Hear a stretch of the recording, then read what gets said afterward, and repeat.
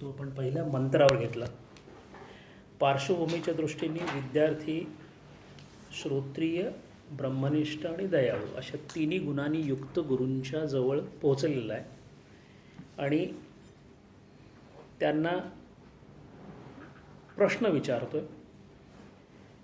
जो प्रश्न गेल्या वेळेला विचारात घेतला तो असा होता की मला असं वाटतं की जे जे या विश्वामध्ये घडतं, जे जसं मला कळतं त्यानुसार माझं मन हेच या सर्व विषयांना समजण्यासाठी कारणीभूत आहे.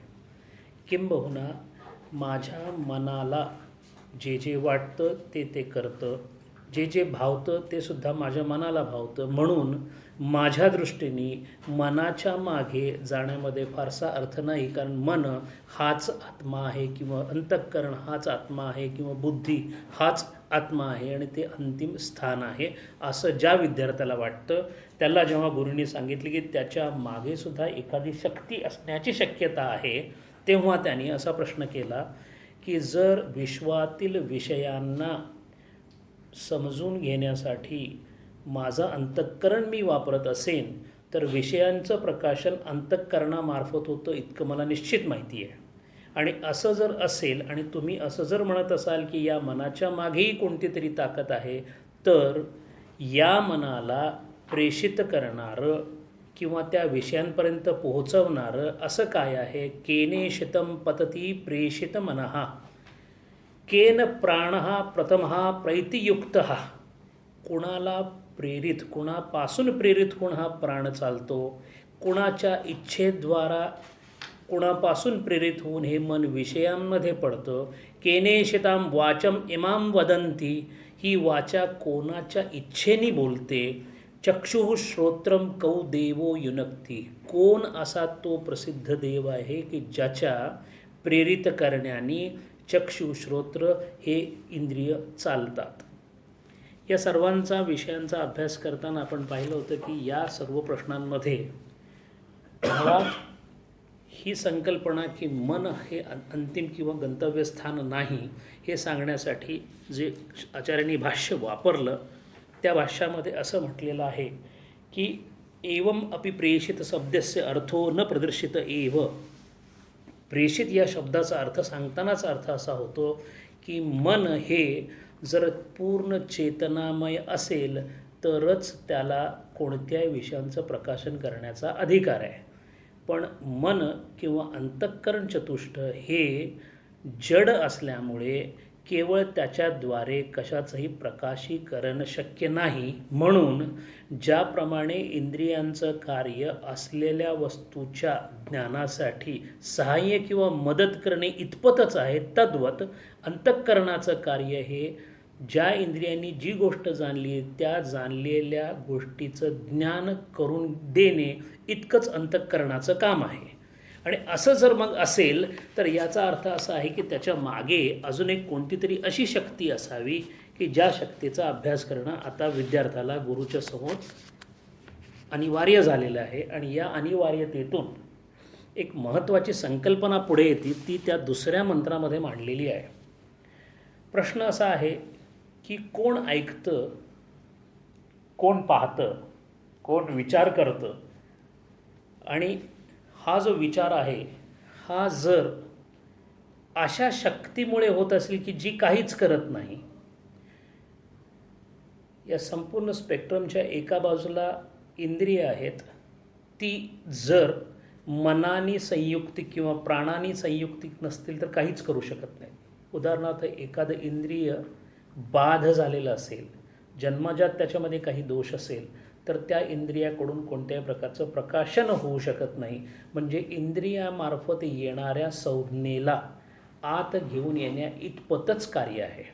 या उलट ज्या ज्या ठिकाणी इंद्रिय आहे पण इंद्रियांनी अवलोकन केलेल्या किंवा इंद्रियांनी ऐकलेल्या किंवा इंद्रियांनी पाहिलेल्या, इंद्रियांनी चव घेतलेल्या कोणत्याही विषयाला जर अंतःकरणाची संयुक्तिकता लाभलेली नसेल तर जे पाहिलं त्याची कोणत्याही प्रकारची जाणीव आत उमटत नाही. याचा अर्थ मन आणि अंतःकरण याच्या संयुक्त रीतीने ही गोष्ट होते. असं जरी असलं तरी मन स्वतः काही करू शकत नाही, त्याला इंद्रियांची गरज आहे. इंद्रिय स्वतः काही करू शकत नाही, त्याला मनाची गरज आहे. आणि इंद्रिय आणि मन दोघेही काही करू शकत नाही, त्याला तिसऱ्या गोष्टीची गरज आहे. आणि ज्या तिसऱ्या गोष्टीची गरज आहे ती स्वतः काहीच करत नाही. म्हणून जसं आता आलेल्या महाराजांनी तो विषय विचारात घेतला होता की कर्ता कोण आहे, कर्तं कोण. एकाकडे अकर्तृत्वच आहे, एकाकडे कर्तृत्व येऊ शकत नाही.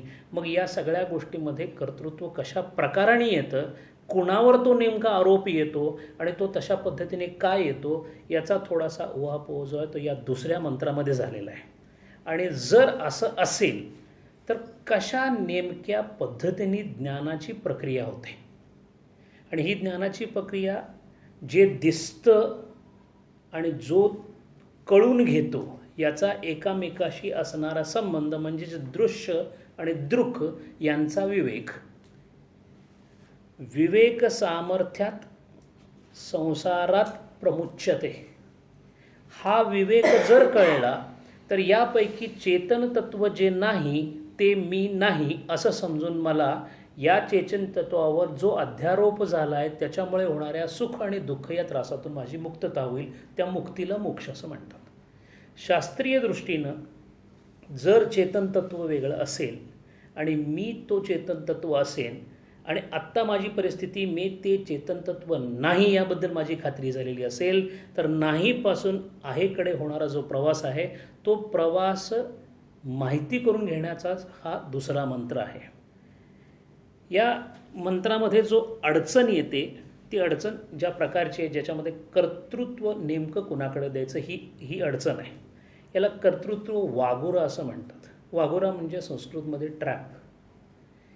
कर्तृत्वाच्या बाबतीत इथं गोंधळल्यासारखं होतं किंवा कर्तृत्व अवरुद्धता असंही म्हणतात. त्या ज्योतीच्या प्रकाशाशिवाय कोणतेही पदार्थ प्रकाशित होत नाही.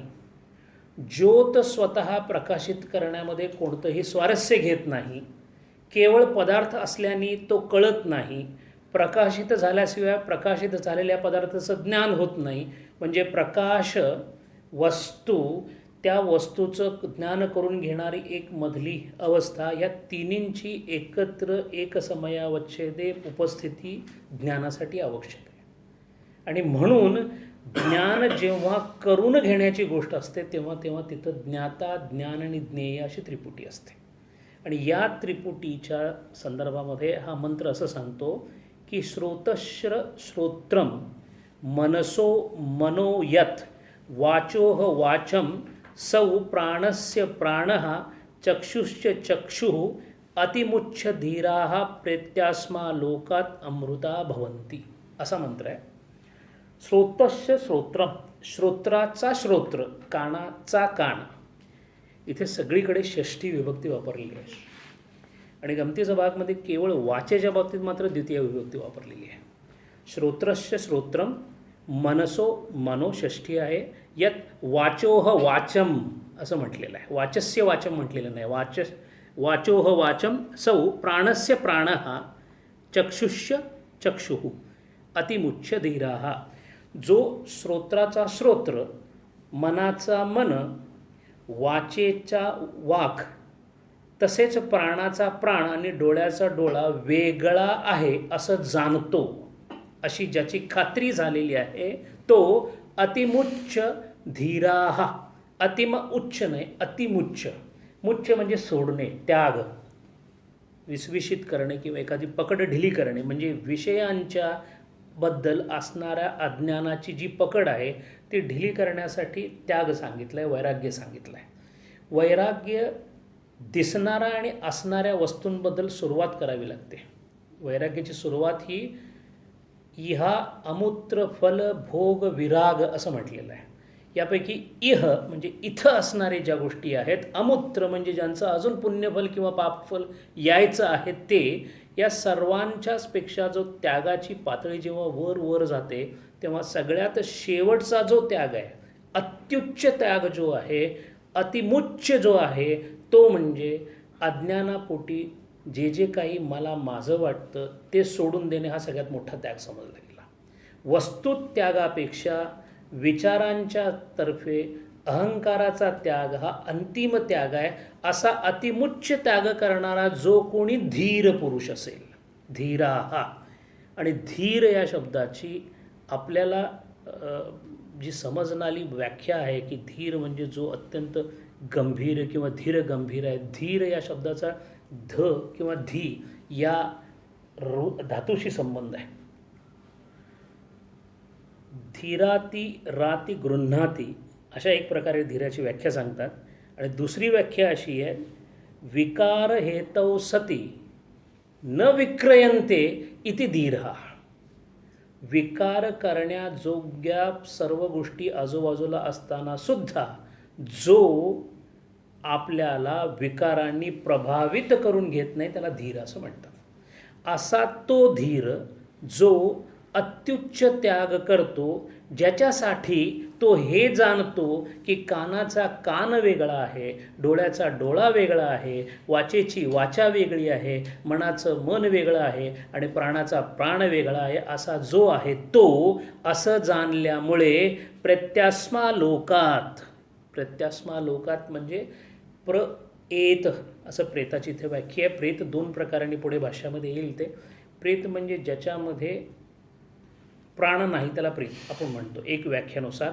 आणि खरोखरीच ज्या प्राणांमुळे हे सगळं वाटतं तो त्या प्राणांमुळे नसल्यामुळे असा जो जो चैतन्यरहित आहे, चैतन्यरहित वस्तूवरला विश्वास म्हणजे प्रेतावरचा विश्वास, अशी आणखीन एक व्याख्या आहे. असं प्रेतास्मा लोकात अमृता भवंती, अशा प्रकारच्या चेतनाहीन सर्व गोष्टींचा त्या धीराने त्याग केल्यामुळे तो अमृता भवंती असा मंत्राचा अर्थ आहे. इथे मनस हा मन आणि प्रेत्य प्रेत्य प्रकर्षेन गच्छत्वात म्हणजे जिथे प्राण प्रकर्षाने निघून जातात त्याला प्रेत असं म्हणतात. आणि दुसरा अर्थ जो प्रकर्षण गच्छत्वात जो आहे तो सर्व त्याग सर्वथा मृत्यू, अशा दोन पद्धतीने इथे मांडलेला आहे. आचार्य याचा भाष्य करताना असं म्हणतात, श्रोत्रस्य श्रोत्रम शृणोती अनेन इति श्रोत्रम. कानाचा कान ज्याने ऐकतात तो कान. श्रोत्रस्य श्रोत्रम शृणोती अनेन इति श्रोत्रम. शब्दस्य श्रवणम प्रतिकरणम शब्द अभिव्यंजकम श्रोत्रम इंद्रियम. शब्दाच्या ऐकण्याचे साधन म्हणजेच शब्दाचा अभिव्यंजक किंवा शब्दाचा अभिप्रेत असणारा इंद्रिय म्हणजे श्रोत्रेंद्रिय आहे. तस्य श्रोत्रम सह यस्त्वया पृष्ठम चक्षुश्रोत्रम कौ देवो युनक्ति इति. तू विचारलेल्या डोळे व कान याचा कोण देव किंवा त्याला कोणता देव नियुक्त करतो या विषयाचा तोच कान आहे.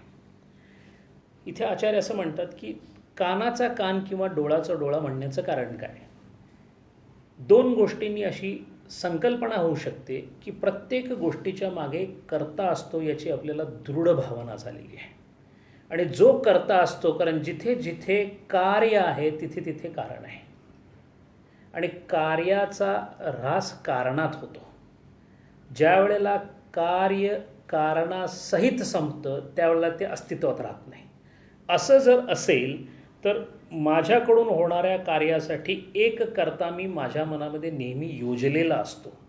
असा जर योजलेला कर्ता असेल, तो सर्वज्ञ असेल, तर कानाचा कान म्हणण्याच्या ऐवजी कानाला नियंत्रण करणारा असा तो देव असं का म्हटलं गेलं नाही. कानाचा कान असं का म्हटलं गेलं किंवा डोळ्याचा डोळा असं का म्हटलं गेलं.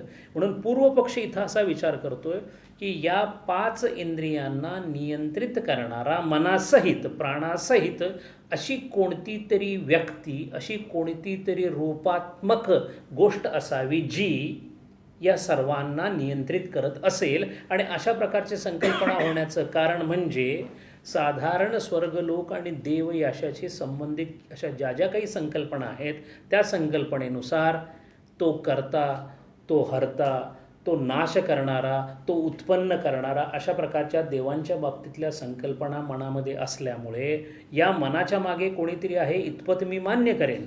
पण तो जो कोणी असेल तो अशा रूपामध्ये असेल तर असा असेल तर मग त्याला कानाचा कान डोळ्याचा डोळा असं का म्हणावं, म्हणून पूर्वपक्ष याच्यावर एक प्रकारचं ऑब्जेक्शन किंवा एक प्रकारचं असं हे घेतो. तो म्हणतो असो एवं विशिष्ट श्रोत्रादिनी नियुक्ती इति वक्तव्ये ननु एतद अननुरूप प्रतिवचन श्रोत्रस्य श्रोत्रम इति. प्रश्नाच्या उत्तरात असं सांगायला हवं होतं की विशिष्ट गुणवान व्यक्ती श्रोत्रास म्हणजे कानास प्रेरणा देतो. कानाचा कान म्हणणे काही ठीक वाटत नाही, हे पूर्वपक्षाचं म्हणणं आहे. आणि हे सगळा जितका पूर्वपक्ष मांडला गेलेला आहे तो आपल्या साधारण विचारांशी सुसंगत असा आहे. ज्यांनी अजूनही अध्यात्मामध्ये विचारांच्या बरोबर अनुभवापासून तो दूर आहे, विचारांनी परोक्ष अनुभव घेण्याचा प्रयत्न चालला आहे. अपरोक्ष अनुभूती ज्याला झालेली आहे त्याला हे प्रश्नच पडत नाही. परोक्ष अनुभूतीची संकल्पना किंवा कल्पना पुसटशी काय होणं आपल्याला दृढ व्हावी, त्यानुसार माझ्या साधनेला गती मिळावी म्हणून असा जो साधक याचा विचार करायला सुरुवात करतो त्याच्यामध्ये मनामध्ये जितके काही विचार येऊ शकतील तो साधक साधा साधक असेल, तो साधक संस्कृत जाणणारा वैयाकरणी असू शकेल. त्यामुळे कोणाचं तरी त्या कुठल्या तरी विभक्तीवर लक्ष असेल मंत्राच्या, कोणाचं तरी त्या मंत्रामध्ये सांगितलेल्या दृष्टांतावर लक्ष असेल, कोणाचं तरी त्या दृष्टांतानुसार सांगितलेल्या भाष्यावर लक्ष असेल, कोणाचं तरी दुसऱ्या उपनिषदामध्ये वाचलेल्या पण या उपनिषदाशी सुसंगत न वाटणाऱ्या कुठल्या तरी तर्काबद्दल किंवा मताबद्दल काही मतमतांतर असू शकतील. म्हणून भाष्य सांगताना आचार्यांनी जितकी मतांतरं होण्याची शक्यता आहे, जितके विचार येण्याची शक्यता आहे त्या विचारांना पूर्वपक्षामध्ये घालून आणि सिद्धांत पक्ष किंवा उत्तर पक्षामध्ये आपल्या उत्तराने त्याचं समाधान केलेलं आहे. आता हा जो प्रश्न विचारला या प्रश्नाचं समाधान आचार्यांनी असं केलं आहे, नैष दोषः, हा दोष बरोबर नाही आहे. तस्य अन्यथा विशेष अनवगमात. त्याचं कारण असं आहे की तू म्हणतोयस ते बरोबर आहे, तुला फक्त सविशेष गोष्टी बघण्याची सवय लागलेली आहे. जे तू आत्तापर्यंत तुझ्या विश्वात पाहिलंस ते सविशेष होतं, त्याला रूप होतं, त्याला कदाचित एका प्रकारचा आकार किंवा ती आकृती होती. असं असल्यामुळं तू जे म्हणतोस ते तुला वाटणं संयुक्तिक आहे पण हा दोष नाही. त्याचं कारण असं आहे, इथं कानाचा कान एवढ्यासाठी म्हटलं गेलेलं आहे की तस्य अन्यथा विशेष अनवगमात. आपण या मनाच्या मागे, या कानाच्या मागे जो कोणी स्रोत आहे, ज्याची आत्ता आपण संभाषण करणार आहोत, ज्याच्याबद्दल आपण आता बोलणार आहोत, तो सविशेष नाही आहे आणि तो निर्विशेष असल्यामुळे त्याला एका संज्ञेने बोलवायच्या अगोदर तुला माहीत असलेल्या इंद्रियांचं नाव घेऊन मी त्या इंद्रियाचं ते इंद्रिय आहे असं सांगण्याचा प्रयत्न करतोय. म्हणून हे वापरलं गेलेलं आहे. यदीही श्रोत्रादि व्यापार व्यतिरिक्तेन स्वव्यापारेण विशिष्टः श्रोत्रादिनी योक्ता अवगम्येत दात्रादि प्रयोक्तृत्वात तद अनुरूपम प्रतिवचन स्यात्. ते पुढं असं म्हणतात, जर श्रोत्र व्यापार म्हणजे कानाने ऐकणे हा श्रोत्राचा व्यापार आहे.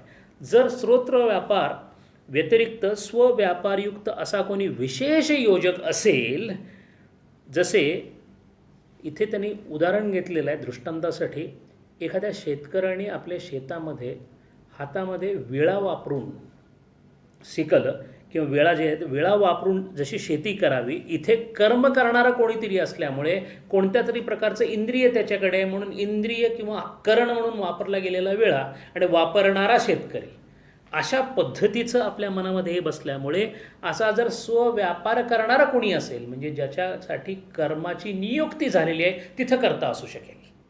म्हणून जे कर्म होईल तिथे तिथे कर्ता अध्यवृत आहे आणि कर्ता अध्यवृत असेल तर कर्त्याचं काहीतरी रूप अध्यवृत धरायला हरकत नाही. पण आपण ज्या गोष्टीची आत्ता चर्चा करणार आहोत ती कर्तृत्वशून्य आहे, तिच्यामुळे सर्व होतं पण तिच्याकडे कोणत्याही प्रकारचं कर्तृत्व नसल्यामुळे ती सविशेष नसून अविशेष आहे असं ते म्हणतात. न त्विह श्रोत्रादिना प्रयोक्ता स्वव्यापार विशिष्टो लवित्रादिवत अधिगम्यते. इथे शेत कापणी करण्याप्रमाणे कोणी विशिष्ट स्वव्यापार करता ज्ञात आहे असं नाही. श्रोत्रादिनामेव तू संवतानां व्यापारेन आलोचन संकल्प अध्यवसाय लक्षणेन. थोडंसं आता आचार्य तत्त्वज्ञानाकडे वळत आहेत. संपूर्ण उपनिषदामध्ये कोणत्याही प्रकारचं कर्माशी संबंधित कोणतंच भाष्य नाही आहे. केवळ प्रमाण मीमांसा किंवा कारण मीमांसा हे केनोपनिषद निषेधाचं ध्येय आहे. त्यामुळे इथे येणारा प्रत्येक शब्द प्रत्येक मंत्र हा केवळ ज्ञानमीमांसा किंवा प्रमेय प्रमाणमीमांसा यावरच अवलंबून आहे. इथं तर आचार्य असं म्हणतात की श्रोत्रादिनामेव तू संवतानाम. संवत किंवा संघात असा शब्द आहे. ज्या ज्या गोष्टी सावयव आहेत, अनेक स्पेअर पार्ट्सनी गाडी बनलेली असते. गाडी हा संघात आहे आणि त्या संघातासाठी जे काही अवयव आहेत ते त्याचे स्पेअर पार्ट्स आहेत. त्यामुळे अशा ज्या ज्या गोष्टी इंद्रिय वगैरे आहेत त्या सगळ्या संघातानी बनलेल्या आहेत. जितक्या जितक्या गोष्टी जडामध्ये आहेत त्या संघातानी बनलेल्या आहेत. आणि म्हणून संघातानी बनल्याने असा जो कोणी संघातानी बनलेला असतो तो एका विशिष्ट कर्मासाठी उद्युक्त झालेला असतो. आणि अशाच संघातानी श्रोत्र आदी इंद्रिय संघातानीच बनलेल्या एकत्र येऊन अनुरेणुनी. म्हणून वैशेषिक नावाच्या दर्शनामध्ये सर्व काही अनुरेणुमय आहे असं म्हटलेलं आहे.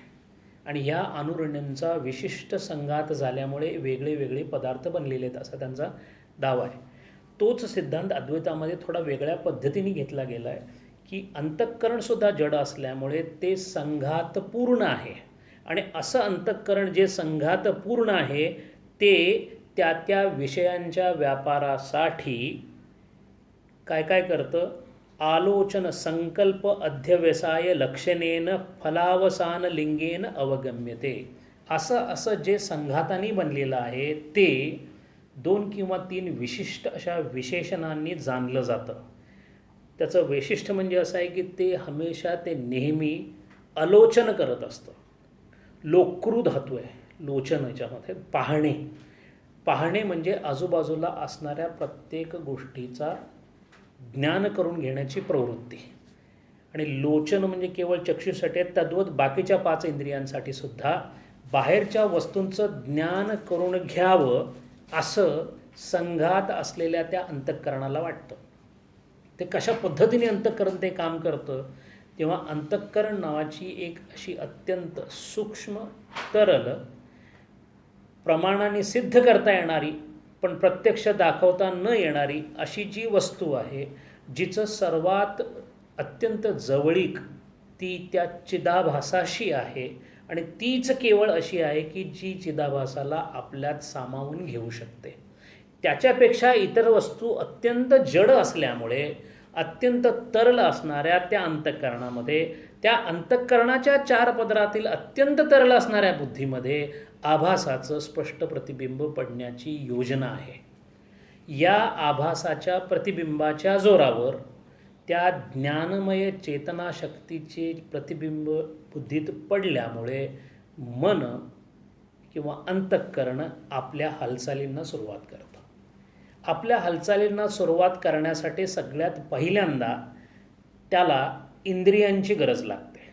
श्रेष्ठतम इंद्रिय ज्ञानेंद्रिय आहेत आणि त्याच्या तुलनेत नीचतम इंद्रिय कर्मेंद्रिय आहेत. त्यामुळे ज्ञानेंद्रियांना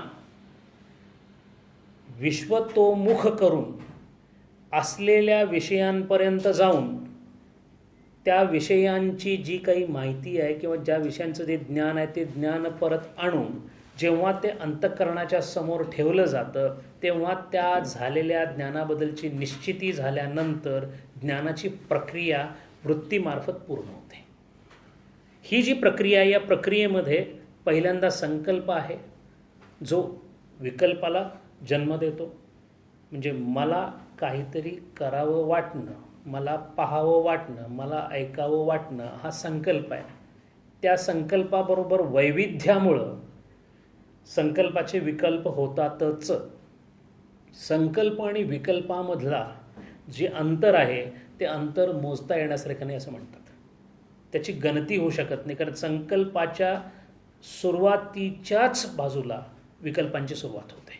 म्हणजे एकसमय तो इतका कमी क्षण वेळ आहे की संकल्प कधी संपला आणि विकल्प कधी चालू झाले हे सांगता येत नाही. असे अनंत विकल्प मनात आलेले असताना पैकी कोणता तरी एक विकल्प पकडण्याची अंतःकरणाची इच्छा होते. ज्या इच्छेला अंतःकरणाला गुणांचं प्राबल्य लागतं, त्या गुणांचं प्राबल्य त्याला त्याच्या पूर्वीच्या कर्मानुसार येतं. ज्या कर्मावर त्याच्या पूर्वीच्या कर्माची छाप पडलेली आहे. असे कर्मांच्या सतत होणाऱ्या एखाद्या हालचालीमुळे कर्मांचं वासनेमध्ये रूपांतर होतं. एक कर्म सतत झाल्यानंतर त्या कर्माची दृढता अंतःकरणावर संस्कार रूपाने झाल्यानंतर त्याचं वासनेत रूपांतर होतं.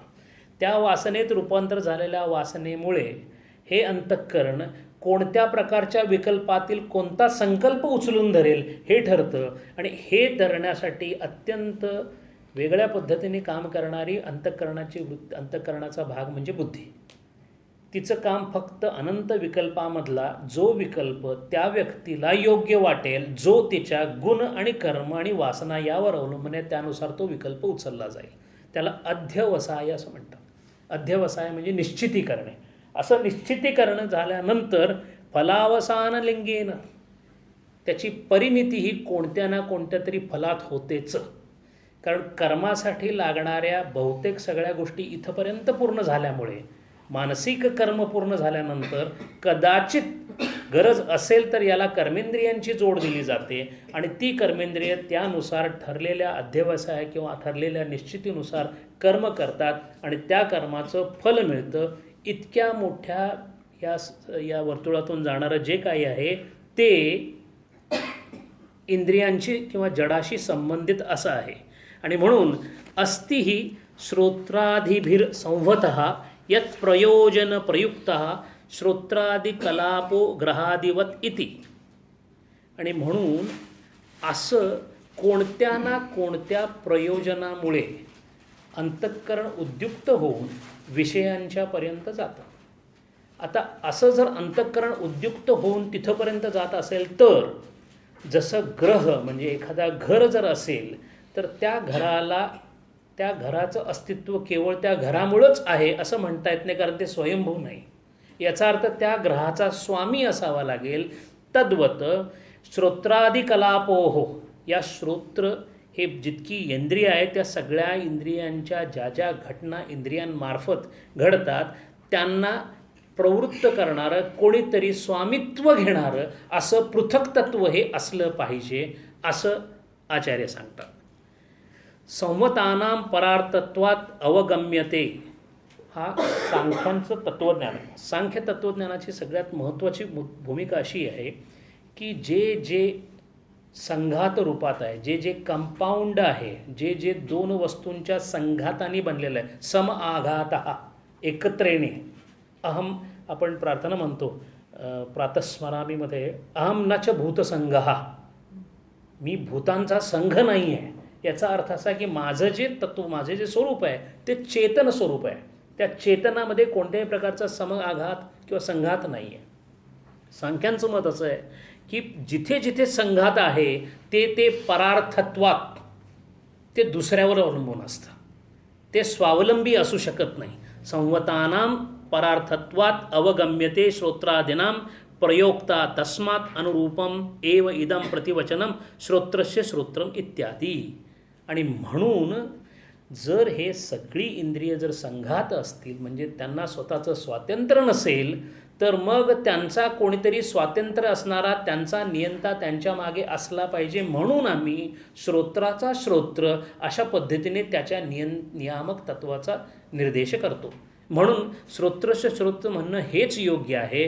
कोणत्या तरी मागे कर्त्याची किंवा सविशेष सगुण स्वरूप अशा कोणत्या तरी गोष्टीची अपेक्षा करणं चुकीचं आहे. या आचार्यांच्या भाष्यामध्ये मीमांसेचा विचार बरोबरीने केला गेला आहे. याचं कारण आचार्यांच्या काळामध्ये मीमांसकांचा प्रचंड मोठा पगडा होता. म्हणून देव आणि देवता यांच्याकडे असणाऱ्या अधिकारामुळे कदाचित माझ्या शरीरामध्ये इंद्रियामार्फत होणाऱ्या प्रत्येक गोष्टीच्या मागे एक एक देवता असते. म्हणून इंद्रियांना देवता असे म्हटलेलं आहे.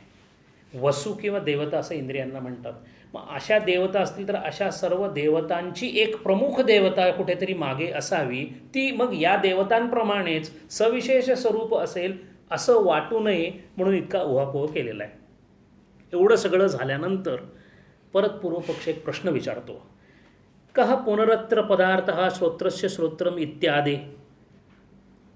श्रोत्राचा श्रोत्र इत्यादीने विदित इथे कोणता पुन्हा पदार्थ आहे? जसे श्रोत्रस्य श्रोत्रांतरेनार्थ यथा प्रकाशस्य प्रकाशांतरेन. एकदा तुम्ही प्रकाश म्हणालात की प्रकाश कळतो, प्रकाशाचा प्रकाश म्हणण्याची काय गरज आहे? तो प्रकाशच प्रकाश देणार आहे, मग त्या प्रकाशाला परत प्रकाश कशासाठी? तसं श्रोत्र एवढं जरी म्हटलं तरी चाललं असतं, श्रोत्राचा श्रोत्र असं म्हणायची काय गरज होती? 2 वेळेला ते का म्हटलं गेलं? त्याच्यावर सिद्धांत पक्ष म्हणून आचार्य असं उत्तर देतात, नैष दोषः अयम अत्र पदार्थ श्रोत्रम त्वावत स्वविषय व्यंजन समर्थम दृष्टम. ते असं म्हणतात की इथे पदाचा अर्थ असा आहे की श्रोत्र किंवा कान आपल्या पदार्थास अभिव्यक्त करण्यास समर्थ आहे हे दिसतेच, कानाने ऐकू येतं हे आपल्याला कळतंच, पण हा सामान्य लोकांचा समज आहे. कानांनी ऐकतो, डोळ्यांनी पाहतो, तोंडाने चव घेतो, प्राणांनी श्वसन करतो, हे सर्वांनाच माहिती आहे. पण जे माहीत नाही ते असं आहे की तत्तु स्वविषय व्यंजन सामर्थ्य श्रोत्रस्य चैतन्ये ही आत्मज्योतिषी नित्ये असंवते सर्वांतरे सती भवती न असती सती. कानाचे जे काही स्वविषयांची अभिव्यक्ती करण्याची ताकद आहे ती त्या कानामुळे किंवा ती त्या इंद्रियामुळे नाही, हे फार कमी लोकांना माहिती आहे. कानांनी ऐकू येतं इतपत सर्वांनाच माहिती आहे, पण कानांनी ऐकू येण्यासाठी त्या कानाला ऐकण्याचं सामर्थ्य देणारं कोण आहे ते माहीत नसल्यामुळे कानाचा कान म्हणावं लागला. कारण कान किंवा कर्ण किंवा श्रोत्र या गोष्टीमध्ये ऐकण्याची प्रक्रिया अंतर्भूत आहे, अनुस्यूत आहे. पण अंतर्भूत असल्यामुळे कानच ऐकण्याचा शेवटचा टप्पा आहे असं वाटण्याची शक्यता आहे. म्हणून तुझाच शब्द मी वापरून कानाचा कान म्हणजे कानाच्या ऐकण्याच्या सामर्थ्याच्या कडे माझा निर्देश आहे असं ते म्हणतात. आणि ते कसं आहे तर श्रोत्रस्य चैतन्ये ही आत्मज्योतिषी नित्ये असंवते सर्वांतरे सती भवती. असा ते जे चेतन तत्व आहे ज्यामुळे ती कानाचा कान म्हणून वावरते किंवा कानाला किंवा इंद्रियांना सामर्थ्य देते, ती कशी आहे? चैतन्य आत्मज्योतिषी. एकतर ती प्रकाशक आहे. प्रकाशक असल्यामुळे कानावर शब्द आदळणे किंवा आलेल्या शब्दाला आत घेण्यासाठी एका विशिष्ट प्रकारच्या यंत्राचा वापर करणे इंद्रिय लोलक किंवा गोलक अशा पद्धतीने वापरतो. तिथंपर्यंत इंद्रियांची भूमिका आहे. पण कानावर पडलेल्या शब्दाचा नेमका अर्थ लावणे किंवा पडलेल्या शब्दाचा नेमकं ज्ञान करून देणे याच्यासाठी जी संप्रेरक वस्तू आहे ती कशी आहे? आत्मजो प्रकाशवत आहे, नित्य आहे. नित्ये असंवते, ती संघातानी बनलेली नाही आहे. सर्वांतरे सती भवती, ती सर्वांच्या अंतरात आहेच आहे. म्हणजे इंद्रियांचं असणं किंवा नसणं हे असू शकेल, इंद्रियांचं नसणं जन्मजात नसू शकेल कदाचित, इंद्रिय असूनसुद्धा इंद्रियांकडं मनाचं ध्यान नाही असं होऊ शकेल, पण या सर्वामध्ये चेतन तत्व नाही असं कधीच होऊ शकणार नाही. अशा प्रकारचं ते असतं जे तत्व आहे ते तत्व. अतः श्रोत्रस्य श्रोत्रम इत्यादी उपपद्यते. म्हणून श्रोत्रस्य श्रोत्र किंवा कानाचा कान हे म्हणणंच संयुक्तिक आणि ठीक आहे असं आचार्य सांगतात. आणि त्याच्यासाठी आता ते एका पाठोपाठ एक इतर उपनिषदातील उदाहरणं द्यायला सुरुवात करतात. श्रुत्यंतरानी, श्रुती असं म्हणतात, आत्मन एव अयम ज्योतिष्य असते. बृहदारण्यक उपनिषद. आत्मा हा जो जीव आहे, मी किंवा जीव आत्म्याच्या प्रकाशाने प्रकाशित आहे असं बृहदारण्यक उपनिषद म्हणतं. तस्य भासा सर्वम इदम विभाती, त्याच्या प्रकाशात सर्व प्रकाशित होते असं कठोपनिषद म्हणतं. श्वेतश्वतार उपनिषदसुद्धा तेच म्हणतं. आणि येन सूर्यस्तपती तेजसा इद्धः. इद्ध म्हणजे इंधनातला शब्द आहे तो, इग्नायटेड. त्याच्या तेजाने सूर्य तापतो. म्हणजे सूर्याचं तप्त होणं, सूर्याची अग्नी किंवा दाहकता निर्माण करणं, हे करण्यासाठी लागणारं सुद्धा जे तेज आहे ते तत्वसुद्धा त्याचं आहे, असं तैत्तिरीय ब्राह्मण म्हणतं. यद आदित्य गतो तेजो जगत भासते अखिलम, 15व्या अध्यायामध्ये आहे. म्हणजे तिथं सुद्धा असंच सांगितलेलं आहे की ज्या आदित्यामुळे संपूर्ण विश्वामध्ये अंधकाराचा नाश होतो, त्या आदित्याला प्रेरक असा सुद्धा तोच आहे. अशा प्रकारे वेगळ्या वेगळ्या प्रकाराने तो जो प्रकाश आहे तो आचार्यांनी असा विदित केलेला आहे की हे चैतन्य तत्व माझ्या कार्यासाठी आपल्या प्रकाशाच्या केवळ सन्निधी मात्रेनं, करत काहीच नाही. जेव्हा परा आणि अपरा, क्षेत्र आणि क्षेत्रज्ञ अशा दोन वेगळ्या वेगळ्या विभागामध्ये ब्रह्म विभागलं गेलं, त्याची विभागणी ही आपल्या समजुतीसाठी करण्यात आली. कार्य ब्रह्म आहे म्हणून अपराब्रह्म आणि पराब्रह्म, क्षेत्र आहे म्हणून क्षेत्रज्ञ. ज्या वेळेला क्षेत्र नसेल त्यावेळेला क्षेत्रज्ञ नसेल, मात्र पूर्ण पुरुष असेल. म्हणून इथे सांगताना असं सांगितलं की त्याचा जो प्रकाश आहे, त्याचं जे चैतन्य आहे, ते चैतन्य जळी स्थळी काष्ठी पाशाने तो पुरवतो. किंबहुना त्याच्या चैतन्याच्या पुरवण्याने वस्तूची वस्तुता सिद्ध होते. ज्या वस्तूचं ग्रहण करायचं त्या वस्तूमध्ये सुद्धा चैतन्य असावंच लागतं. म्हणून दगडामध्ये चैतन्य आहे म्हणून तो दिसतो. त्या चैतन्याचं स्फूर्तिरूपात रूपांतर न झाल्यामुळे तो हलत नाही, पण त्याच्यामध्ये त्याचं अस्तित्व निश्चित आहे. अशा चैतन्यरूपी दगडाला जिथे स्फूर्तिरूपाने अस्तित्व आहे असा मनुष्य देह आपल्या चैतन्याच्या साहाय्याने त्या चैतन्याला जाणतो किंवा जाणण्याची प्रक्रिया करतो. याचं कारण म्हणजे जाणणार चैतन्य, जाणून घेतलं ते चैतन्य, जाणून घेण्याची प्रक्रिया जी झाली ती सुद्धा चैतन्यावरच झाली. म्हणून रज्जू सर्प या दृष्टांतामध्ये खोटा वाटणारा साप हा सुद्धा चैतन्याच्या अधिष्ठानावर आहे आणि खरी वाटणारी दोरी ही सुद्धा चैतन्याच्या अधिष्ठानावर आहे. तत्वज्ञानाच्या दृष्टीने थोडासा याच्यात फरक संक्षेप शारीरिकमध्ये केलेला आहे. त्याने एक सामान्य चैतन्य आणि एक विशेष चैतन्य अनुभूती असे दोन भाग केलेले आहेत. अंधारात तिथं काहीतरी पडलेलं आहे या जाणीवेला इदमची जाणीव असं म्हणतात. आणि जे पडलेलं आहे ते सर्प आहे कदाचित, ही वेगळी जाणीव आहे. म्हणून इदम या नावाखाली जी जी जाणीव होते त्याला सामान्य जाणीव म्हणतात. त्या सामान्य जाणीवेचा आपल्या चिदाभासा चेतनेशीच संबंध आहे. मात्र विशेष ज्ञानाची जी जाणीव आहे की हे कदाचित सर्प आहे किंवा ही दोरी आहे, इथं ज्ञानाची जेव्हा निश्चितता होते ती विशेषत्वानं ते ज्ञान होतं. त्या विशेषत्वातून झालेल्या ज्ञानाला सुद्धा चैतन्यच कारणीभूत आहे, पण दोहोमध्ये थोडासा फरक केलेला आहे. तत्वतः होणाऱ्या ज्ञानामध्ये ज्याचं होत असतं ते सुद्धा चैतन्यमय असतं. ज्याला ज्ञान होतं तो सुद्धा चैतन्यमयच आहे. ज्ञानाची प्रक्रियासुद्धा चैतन्यामुळेच होते. फक्त या संपूर्ण प्रक्रियेमध्ये जे ज्ञान झालं ते मला झालं असं झाल्याबरोबर याची त्रिपुटी तयार होते. आता ज्याचं ज्ञान झालं ते प्रमेय, ज्याला झालं तो प्रमाता आणि झाली त्याची प्रक्रिया प्रमा. अशा पद्धतीने त्याचे तीन भाग पडतात. ज्या वेळेला त्यातला अहंकाराचा किंवा मला झालं हा भाग निघून जातो तेव्हा ज्ञान तिथंच राहतं, त्रिपुटी निघून जाते. म्हणून सर्वत्र सर्व जे काही आहे ते चैतन्यमय होतं. अशा प्रकारची दृष्टी ज्ञानाची असल्यामुळे तो जेव्हा जेव्हा कोणालाही पाहतो तेव्हा तेव्हा त्याला फक्त चैतन्यच दिसतं. एकत्वम अनुपश्यती, म्हणून त्यांना सगळे एक वाटतात. आणि या एका कारणाने ज्यांनी अशा दृष्टीने त्याच्याकडे पाहिलं, जो अजातवाद आहे तो या वादावर अवलंबून आहे. अजातवादामध्ये सर्व चैतन्यमय जर असेल तर चैतन्याच्या आभासावर जेवढं काही आहे तो आभासच असल्यामुळे त्याचं अस्तित्व त्यांना जाणवत नाही किंवा ते अस्तित्व ते मानतच नाही.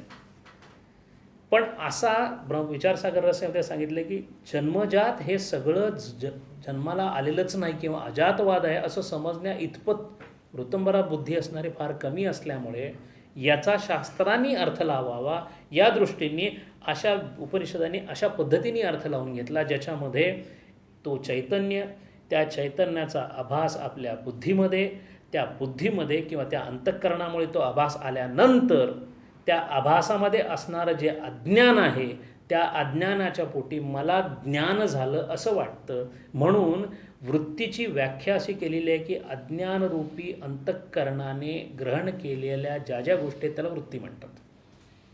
म्हणून मी देवाची आराधना करतो, इथे द्वैत आहे, ही वृत्ती आहे, ही सात्विक वृत्ती आहे पण ती गुणात्मक वृत्ती आहे. म्हणून निस्त्रैगुण्यो अर्जुन असं पार्थाला सांगितलं, तू याच्या पलीकडे जा.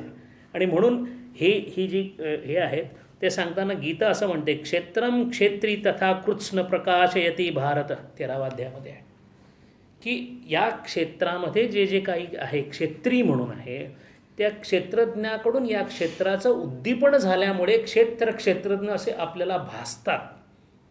मीच सर्व काही करतो असं श्रीकृष्ण म्हणतात आणि मी काहीच करत नाही असं पुढच्या श्लोकात म्हणतात. याचं कारण जेव्हा मीच काही करतो तेव्हा कार्यब्रह्मामध्ये तुला जे जे काही दिसतं ते माझ्या सत्तेवर होतं, जरी माझी स्वतःची करण्याची काही इच्छा नसली तरी. म्हणून तुझ्या अंतःकरणातील अज्ञानामुळे तुला होणाऱ्या इच्छा कर्माला तुला उद्युक्त करतील. तेव्हा तू जे जे काही करणार आहेस त्याच्यासाठी जे धन आहे, वित्त आहे, चेतनेचं जे वित्त आहे ते देण्याची मी व्यवस्था केलेली आहे. त्या वित्ताचा उपयोग कसा करून घ्यावा हे तू तुझ्या कर्मानुसार, तुझ्या गुणानुसार ठरवत राहशील.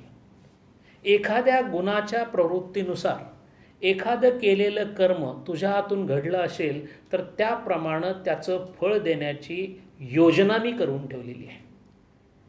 आता त्या योजनेनुसार तुला मिळालेलं फळ हे जर दुःखदायक वाटत असेल तर तुला सुखदायक फलासाठी जे काही करावं लागतं तेही मी सांगून ठेवलेलं आहे.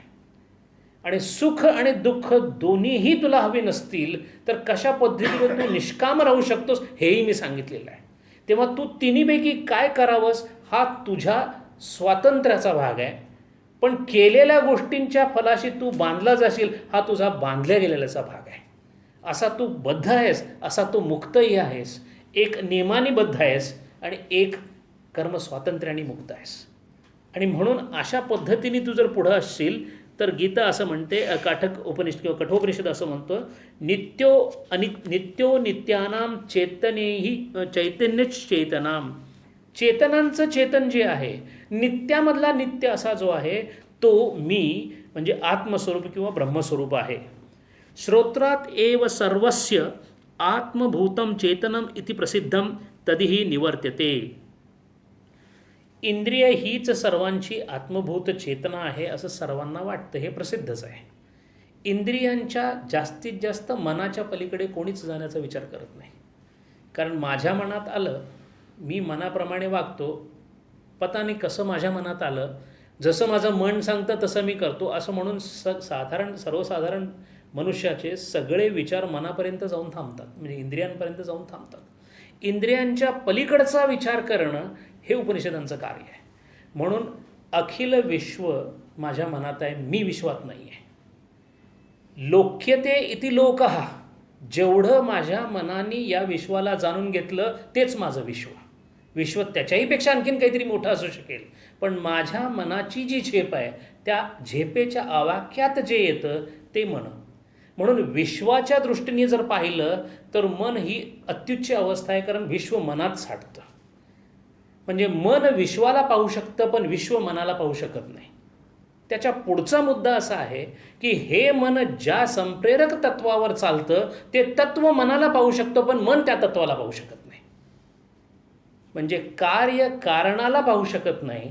असं असल्यामुळे मनातून किंवा माझ्याकडे असणारं जे हत्यार आहे ते म्हणजे माझं अत्युच्च हत्यार आहे, माझं अंतःकरण. आणि या अंतःकरणाने मी सर्व विश्वाला माझ्या आवाक्यात घेण्याचा प्रयत्न करतो. त्यासाठी लागणारी चेतना मला त्या चैतन्याकडून मिळते. पण म्हणून मी चैतन्याला माझ्या मनातून गवसणी घालण्याचा प्रयत्न करेन तर ते शक्य नाही, कारण ते कारण आहे, हे कार्य आहे. आणि म्हणून इथे पुढे असं म्हणतात की अस्ति किमपि विद्वत् बुद्धिगम्यं सर्वांतरम तमम कूटस्थम अजम अजम अजरम अमृतम अभयम श्रोत्रादि अपि श्रोत्रादि तद सामर्थ्य निमित्तात् अस्ति किमपि, अस्ति किमपि, काहीतरी आहे, या मनाच्या मागे निश्चित काहीतरी आहे. आणि म्हणून एक सूफी संत फार छानपणे सांगतात, बेखुदी बेसबब नाही, कुछ तो है जिसकी पर्दादारी है. एक असं कोणतं तरी तत्व आहे की त्याच्यावर पडदा टाकलेला आहे परमेश्वराने किंवा आपल्या कर्मानुसार, ते मला अवगम्य होत नाही. अस्ति किमपि विद्वत बुद्धिगम्यम, कोणाला कळतं हे? हा पडदा कोणाला बाजूला करता येतो? कबीरांचं एक वाक्य आहे, कबीर असं म्हणतात, आणि कबीरांनी याचं वर्णन केलेलं आहे. कबीर त्या बाजूला आहेत, आपण या बाजूला आहोत. कबीराने वर्णन केलेलं आहे की उसका मुख एक ज्योत है, घूंघट है संसार, घूंघट में वो छुप गया, मुंह पर आचल डार. असं ते त्या बाजूला असताना म्हणतायत, म्हणजे ते बुद्धिगम्य आहेत. आणि ते कसं सांगितलं आहे त्यांनी? विद्वत, विद्वान हा शब्द जो आहे तो पांडित्याला वापरला जात नाही, तो पंडित असतो. विद्वान म्हणजे ज्याला अनुभूती झालेला आहे तो. विद म्हणजे जाणणे, वेद हा शब्द त्याच्यावरून आलेला आहे. विद्वत, ज्यांनी हे जाणलेलं आहे, ज्यांना अनुभूती झालेली आहे. मग अनुभूती झालेल्या माणसालाही कळेल कसं? ज्याला चेतन तत्वाची अनुभूती झाली त्याला काहीच दिसत नाही. आता त्याला परत मन वगैरे कसं कळेल? कारण तो मनाच्या अतीत आहे, इंद्रियांच्या अतीत आहे, गुणांच्या अतीत आहे, लोकांच्या अतीत आहे. लोकत्रयातीत हा, गुणत्रयातीत हा. मग त्याला कसं कळेल? तर त्याच्यासाठी जेव्हा तो त्याच्या बुद्धीचा वापर करेल, म्हणजे परत अंतःकरणामध्ये, म्हणजे जसं रामकृष्ण परमहंसांनी विवेकानंदांच्या बाबतीत सांगितलं की हा केव्हा सुटून जाईल सांगता येत नाही, म्हणून मी मातेकडे प्रार्थना करतो की याला बांधून ठेव, म्हणजे तो लोकशिक्षणासाठी उपयोगी पडेल. याचा अर्थच असा की प्रत्येक घडीला विवेकानंदांना या विश्वात राहण्याचा भयंकर त्रास होत होता, आणि या विश्वात राहण्यासाठी त्यांना प्रचंड प्रयत्न करायला लागायचे. आपल्याबरोबर उलटी अवस्था आहे.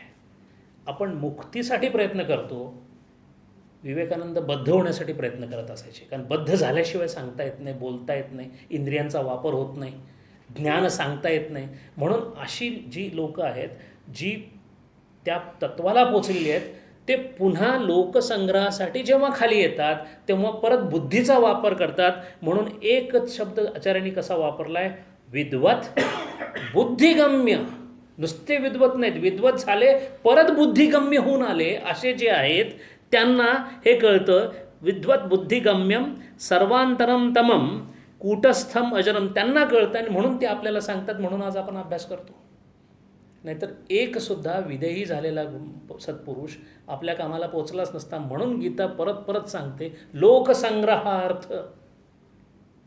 तुका म्हणे आता उरलो उपकारापुरतात, स्वतःसाठी काहीही करायचं शिल्लक राहिलं नव्हतं. कारण त्या चेतन तत्वाची जाणीव सतत, मी चेतनामय आहे, मी सच्चित आनंद आहे, याची जाणीवसुद्धा राहत नाही. कारण सच्चित आनंद स्वरूप झालेले असल्यामुळे. पण त्या सच्चित आनंदामध्ये कर्माचा लेपसुद्धा न लागता, कोणत्याही इच्छेचा प्रादुर्भाव न होता त्यांच्या हातून कर्म होत राहतं. म्हणून त्यांच्या हातून होत असलेल्या प्रत्येक गोष्टीला कर्म असं संबोधलं जात नाही, असं आपण ज्ञानेश्वरीत आत्ता सध्या त्यात वाचतोय. आणि अशा प्रकारचे जे लोक आहेत त्यांना काय दिसतं? तर त्यांना पहिल्यांदा ते ज्या अवस्थेमध्ये आहेत त्या अवस्थेतून आत्म्याचं किंवा ब्रह्माचं वर्णन करतात. आणि म्हणून ते म्हणतात अज, अमर, अमृत, अभय. आणि श्रोत्राचाही श्रोत्र त्याच्या सामर्थ्याने असतो. अशा पद्धतीने जर पाहिलं तर हा शब्दार्थ योग्य आहे. म्हणून श्रोत्रांचा श्रोत्र, चक्षुचा चक्षु असंच म्हणावं, असं आचार्यांनी सिद्ध करून सांगितलेलं आहे. पुढे ते असं म्हणतात, तथा मनसः अंतःकरणस्य मन. याच प्रकारे तो मनाचा म्हणजे अंतःकरणाचा मन आहे किंवा मनाचा मन आहे. नहि अंतःकरणम अंतरेण चैतन्य ज्योतिषो दीप्ती सविषय संकल्प अध्यवसाय आदी समर्थम स्यात्. जर चेतनेचं अधिष्ठान नसेल, चैतन्याचं अधिष्ठान नसेल, तर अंतःकरण कितीही सूक्ष्म असो, कितीही ताकदवर असो, त्याला स्वतःचं सामर्थ्य नाही. म्हणजे चैतन्याच्या अधिष्ठानरूपी सामर्थ्यानंतरच बुद्धी किंवा अंतःकरण आपलं कार्य करू शकते. म्हणून तो अंतःकरणाचे अंतःकरण किंवा मनाचा मनसुद्धा आहे. तस्मात् मनसो अपि मन इति इह बुद्धी मनसी एकीकृत निर्देशो मनस इति. छोट्या छोट्या गोष्टींची आचार्यांनी काळजी घेतलेली आहे. कैक वर्ष पुढचं कोणीतरी भाष्य वाचणार आहे, एखाद्याने जर असा विचार केला की इथे फक्त मन मन मन म्हटले, बुद्धीचं काय, तेवढ्या एका कारणाचं सांगितलं, इह बुद्धी मनसी एकीकृत निर्देशो मनस इति. या दोन्हींचा निर्देश तोच आहे. जिथं मन म्हटले तिथं बुद्धी किंवा अंतःकरण असं समजायला काही हरकत नाही. यद वाचोह वाचम यत शब्दो यस्मात अर्थे. इथे यद वाचो असा मंत्रात शब्द आलेला आहे. तो शब्द मूळचा असा आहे, यत वाचोह वाचम. इथे यत हा शब्द यस्मात असा घ्यावा असं आचार्य सांगतात. व्याकरणाकडे लक्ष आहे, शब्दाकडे लक्ष आहे. आणि आपण आता वाचतोय ते आचार्यांचं पदभाष्य आहे, शब्दभाष्य वेगळं आहे. हे एकमेव उपनिषद आहे जिथं आचार्यांनी 2 भाष्य लिहिलेली आहेत. जितकं पदभाष्य लिहिलं आहे तितकं शब्दभाष्यसुद्धा लिहिलं आहे. आपण शब्दभाष्यातलं जितकं संदर्भासाठी जरुरी आहे तितकं याच्यामध्ये घेतलेलं आहे. पुढे आचार्य असं म्हणतात, यस्मात् श्रोत्रस्य श्रोत्रम यस्मात् मनसो मन इति एवं वाचोह वाचम इति द्वितीया. वाचोह वाचम ही द्वितीय आहे. ते प्रथमत्वेन विपरिमन्यते, पण ती प्रथमा करून घ्यावी. सगळे षष्ठी वापरलेले आहेत. ऑफ, मनाचा, प्राणाचा. फक्त मन वापरताना मात्र द्वितीय वापरलेली आहे. आता इथे वैयाकरणी कोणी असेल तर तो मग आचार्यांच्या भाष्यावर ऑब्जेक्शन घेईल. म्हणून आचार्यांनी व्याकरणाचा सुद्धा विचार कसा केलेला हे पाहण्यासारखं आहे. वाचोह वाचम इति द्वितीया प्रथमत्वेन विपरिणम्यते प्राणस्य प्राण इति दर्शनात. बाकी सगळ्यांची षष्ठी जशी झालेली आहे तसं द्वितीयेच्या ऐवजी याचा मन किंवा वाचा ही प्रथम्या म्हणून घ्यावी. असं का घ्यावी? वाचोह वाचम इति एतत् अनुरोधेन प्राणस्य प्राणम इति कस्मात् अद्वितीय एव न क्रियते न बहुनाम अनुरोधस्य युक्तत्वात्. असं का करावं? तर आत्तापर्यंत केनोपनिषदावर ज्या ज्या लोकांनी भाष्य लिहिले आचार्यांच्या अगोदर, ज्या ज्या ठिकाणी केनोपनिषदाचे संदर्भ घेतलेत, तिथी तिथी इति सुष्टुम धीरानाम येनस्तद व्याचचक्षिरे. व्याचचक्षिरे म्हणजे ज्यांनी उपनिषदांचा अभ्यास करून ब्रह्माची अनुभूती घेतलेली आहे त्यांनी आपल्या भाषामध्ये या द्वितीयेची प्रथमा घेतलेली आहे. तेव्हा त्यांना ओलांडून जाऊन व्याकरणाचा नियम केवळ लावावा हे अनुयोग्य नाही असं ते म्हणतात. म्हणून इथे न बहुनाम अनुरोधस्य युक्तत्वात् वाचम इत्यस्य वाग इति एतावत् वक्तव्य सौ प्राणस्य प्राण इति शब्दद्वय अनुरोधेन एव हि बहुनाम अनुरोधो युक्तः कृत स्यात्. म्हणून सर्व लोक ज्याप्रमाणे एखाद्या शब्दाचा अर्थ लावण्याचा प्रयत्न करतात, महाजनो येन गता सपंथः, आणि हे सगळे अनुभूती असणारे भाष्यकार आहेत म्हणून मी त्याचप्रमाणे अर्थ लावला असं ते म्हणतात. एवढ्यावर समाधान होणार नाही. पुढं त्याने असं म्हटले, पृष्ठम च वस्तू प्रथमेव निर्देष्टम युक्तम. जेव्हा जेव्हा एखादा प्रश्न विचारला जातो तेव्हा तेव्हा त्याचं उत्तर साधारण प्रथमेतच असतं. केनेशिताम प्रेषितम, कोणापासून, म्हणजे जे नाव येणार आहे ते प्रथमेतच येणार आहे. असं असल्यामुळं सुद्धा या वाचेची प्रथमा घ्यावी. अशा 2 प्रकारांनी त्यांनी याचं उत्तर दिलेलं आहे. स यस्तस्य पृष्ठ प्राणस्य प्राणाख्य वृत्ती विशेषस्य प्राणः तत्कृतं ही प्राणस्य प्राणन सामर्थ्यम. प्राण नावाची जी वस्तू आहे, आता त्याच्यावर थोडंसं पूर्वपक्षाचं ऑब्जेक्शन आहे. ते असं म्हणतात की प्राण असतात. इंद्रियांचं मी समजू शकतो, कानाचा कान आहे, डोळ्याचा डोळा आहे, मनाचं मन, इथंपर्यंतही समजता येईल. प्राणाचा प्राण काय असू शकतो? प्राणाचं काम हे फक्त प्राणरूपाने त्या व्यक्तीला ऊर्जा पुरवणे किंवा तिला जिवंत ठेवणे. कारण प्राणांचं व्युत्क्रमण म्हणजे प्रेत. प्राणांचा तिथे प्रादुर्भाव जर नसेल तर ती जिवंत राहू शकत नाही. असं जर असेल तर मग प्राणांचाही प्राण म्हणण्याचं कारण काय आहे? म्हणून इथे आचार्य त्याचं हे असं देतात, खुलासा असं देतात की आपण ज्याला प्राण म्हणतो ती सुद्धा वृत्ती आहे. थोडासा तत्त्वज्ञानाचा गांभीर्य आहे इथं. प्राण 5 प्रकारांचा आहे. आपल्या आजूबाजूला असणाऱ्या हवेतून एकदा प्राणरूपानं तो माझ्या शरीरात गेला की तो पंचप्राणाच्या रूपाने पूर्ण शरीराला व्यापून टाकतो. पहिल्यांदा तो प्राणरूपाने आत येतो, म्हणजे श्वसनाच्या दृष्टीने तो जेव्हा माझ्या फुफ्फुसांमध्ये येतो तेव्हा त्या प्राणातून या संपूर्ण शरीराला ऊर्जा देणारं तत्त्व, ज्याला आपण ऑक्सिजन म्हणतो, ते येतं. असा प्राण आल्यानंतर इथंपर्यंतच साधारण शास्त्राचे मॉडर्न सायन्स इथंपर्यंतच याच्याबरोबर येतं. याच्या पुढे मात्र असं जातं की असा आलेला जो प्राण आहे तो प्राण आल्यानंतर तो जेव्हा तयार होतो तेव्हा तो सर्व शरीरात पसरवण्याचं काम करणारा जो प्राण आहे त्याला व्यान असं म्हणतात. तो सर्व ठिकाणी व्यवस्थित पोचलेला नसेल तर ज्या ठिकाणी तो पोचला नाही तिथे पक्षाघात होतो. म्हणून व्यानाचं काम तो तिथं पोचवण्याचं आहे. पण प्राण आत आल्यानंतर प्राणाचं काम हे प्रत्येक ठिकाणी पोचणं जसं आहे तसंच शरीरात आलेल्या काही गोष्टी काढणे हे आहे. अशा शरीरात काढण्यासारख्या ज्या गोष्टी आहेत त्या बाहेर काढण्यासाठी उत्सर्जक शक्ती जी लागते ती जी तो जो प्राण पोचवतो त्याला अपान असं म्हणतात. अपानाच्या रूपाने उत्सर्जन आहे, प्राणाच्या रूपाने आत येणं आहे, व्यानाच्या रूपाने ते पसरवणं आहे, आणि जे टाकलं गेलं उत्सर्जित आहे, जे ठेवायचं आहे, या दोन्हीचा निश्चित ताळतंत्र घालण्यासाठी नाभीच्या आसपास समान प्राण आहे. असं प्राणाचं संतुलन नाभीच्या तिथे व्यवस्थित झाल्यानंतर या सर्व शरीरातील अत्यंत महत्त्वाचा असा जो अवयव आहे मेंदू, जिथे विचारांच्या प्रक्रियेला त्याचं असणं जरुरीचं आहे, म्हणून तिथे जाणाऱ्या प्राणांचं जे सहाय्य लागतं त्या प्राणाला उदान असं म्हणतो. अशा प्रकारे 5 प्राणांच्या या सगळ्या गोष्टींनी ते शरीर पंचमहाभूतात्मक शरीर चालवलं जातं.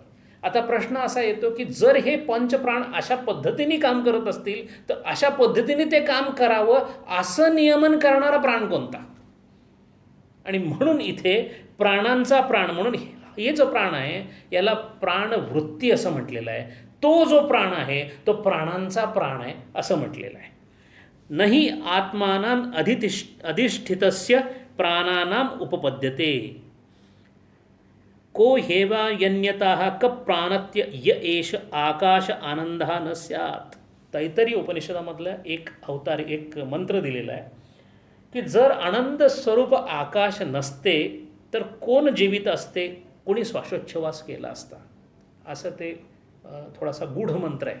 त्या मंत्राचा अर्थ आचार्यांनी असा केलेला आहे की आकाश आनंद न स्यात्, व्याप्तिरूपाने आकाशासारखा असणारा आणि स्वगुणाने आनंदी असणारा, म्हणजे सच्चित आनंदामधला आनंद असणारा तो, आणि जो व्याप्तिरूपाने आकाशत्वात आहे असा जर नसता तर श्वासासाठी प्राण कुठून आला असता, किंवा त्या गोष्टीला जीवितत्व का कुठून आलं असतं. म्हणून इथे सुद्धा श्रुतींचा जो दृष्टांत दिलेला आहे तो फक्त आपल्या मताला स्थैर्य यावं म्हणून दिलेला आहे. आता इथे आचार्य थोडंसं पुढं जाऊन असं म्हणतात, ज्याच्यावर चैतन्य महाराजांनी सुद्धा प्रकाश टाकला होता. या आकाशरूपी आनंदाचा माझ्यामध्ये अखंड झरा चालू आहे. चैतन्य या नावाने तो ओळखला जातो. त्याच्या स्वरूपाने केवळ माझ्या वर्णनामध्ये बसावं म्हणून मी त्याला सच्चित आनंद असं म्हणतो. कारण तो सतही नाही, चितही नाही, आनंदी नाही, तो आहे. एवढंच त्याचं अस्तित्व आहे. त्याचं असणं याच्या पलीकडं त्याच्याबद्दल काहीही बोलता येत नाही. पण मला दुःखाची सवय असल्यामुळे तो आनंदरूप आहे. मी असत आहे म्हणून तो सत आहे. मी जडाकडे नेहमी जातो म्हणून तो चित आहे. असा जर तो मानला तर त्याचं अस्तित्व जर आनंदरूपीच असेल, किंबहुना आनंद घन असणं, जसं प्रज्ञान घन असणं त्याचं लक्षण आहे तसं आनंद घन असणं त्याचं लक्षण आहे. असं आनंद घनरूपी तो जो आहे तो जेव्हा जेव्हा माझ्यामध्ये त्याच्या पूर्ण रूपानुसार प्रकाशित होतो तेव्हा मी आनंदी असतो.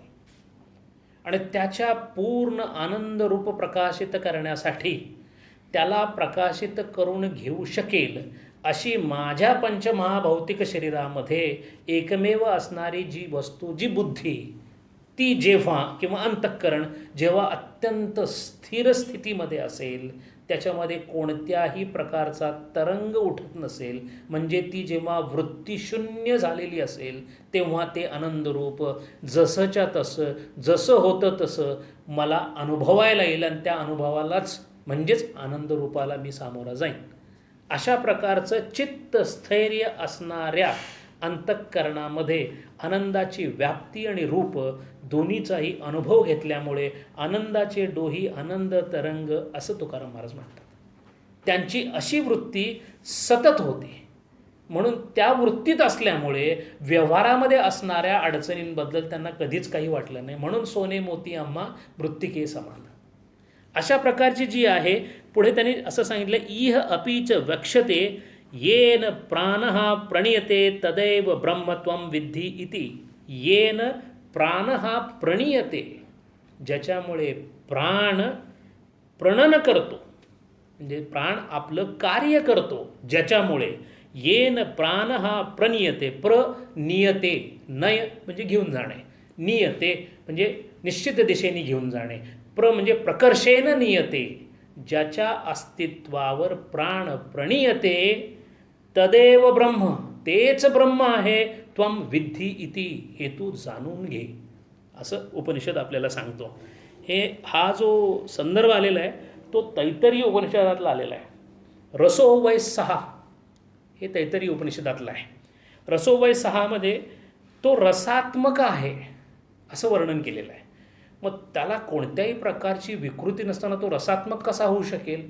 तो रसात्मक आहे म्हणण्याचं कारण असं की संपूर्ण जीवनाचा रस, जर जीवन हे विच्छिन्न मानलं, एका विशिष्ट देश काल परिच्छिन्न, म्हणजे एका विशिष्ट देशामध्ये, एका विशिष्ट कालामध्ये, एका विशिष्ट पंचमहाभूताच्या संघातांनी बनलेलं हे शरीर, कर्मानुसार गुणानुसार घेऊन आलेलं आपलं अंतःकरण घेऊन जेव्हा पुढची पादक्रमणा करत असतं, अशा या पादक्रमणा करणाऱ्या याच्यामध्ये जो काही थोडा आनंदाचा चव आपल्याला जी बघायला मिळते, तो आनंदाची चव आपल्याला एक प्रकारची जिभेवर रेंगाळत राहते.